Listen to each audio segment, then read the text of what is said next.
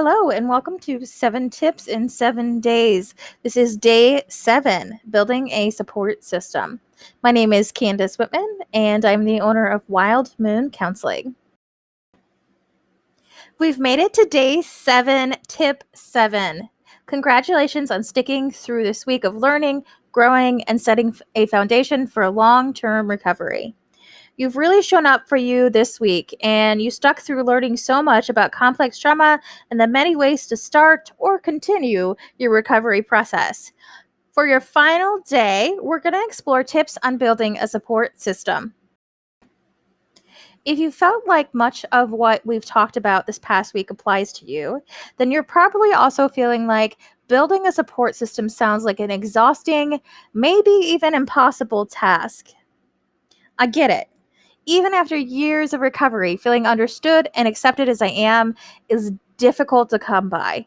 Not to mention, feeling safe after being hurt so often feels terrifying.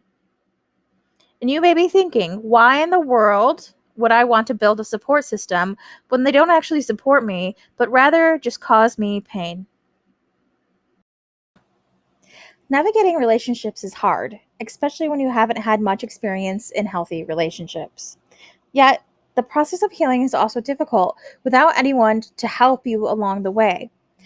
It can feel like being stuck between a rock and a hard spot. People have hurt you. You don't feel safe, but you need people to heal from the past harms. I know, it is so frustrating. One of the things I had to learn the hard way is that I can't just jump into a new friendship or relationship with someone without building trust first. For me, before I really started on my healing journey, I wanted to be liked and understood and valued so desperately that I clung to anyone who wasn't scared off by me. I trusted people not to hurt me, but why? I didn't really know them. They never had the chance to show me that they were deserving of my trust. This might remind you of you, or maybe you were the opposite. You withdraw and never reach out to anyone. Instead, you sit quietly in the corner, just wishing someone would approach you, but they rarely do. Regardless of your tendency with building relationships, it is important to go slow while not staying frozen. It does take risks to build relationships. You risk getting rejected or disappointed. Keep your expectations in check. Building a relationship takes getting to know someone over time. Truly, it is more helpful and healing to have one good quality relationship with someone who is able to be attuned to you than to have multiple people who don't really connect well with you. At the same time, stay realistic about the pace at which you can build a relationship with somebody who is attuned to you. Good relationships are balanced and have a give and take that is pretty equal. Check out local support groups. Finding people with similar backgrounds can give you the opportunity to learn from others about recovery and also connect with people who truly understand what it's like.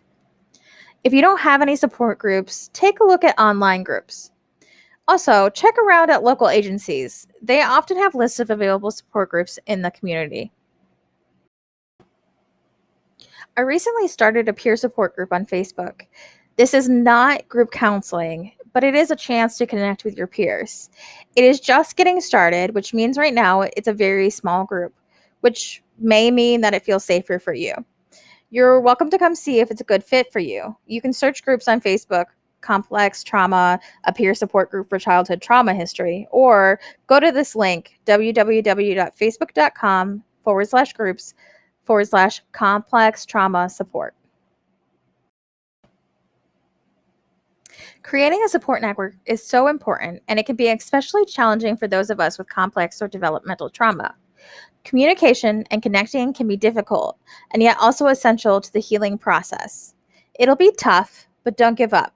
It's worth the effort. Trust me. And guess what? I've got a surprise for you. A bonus tip. Yep, check your email for your bonus tomorrow. Tips for finding the right therapist for you. Thanks so much for tuning in to 7 Tips in 7 Days. Again, my name is Candace Whitman, and I'm the owner of Wild Moon Counseling. If you have any questions, you can send me an email at candace@wildmooncounseling.com. Have a great evening and stay tuned for tomorrow's lesson.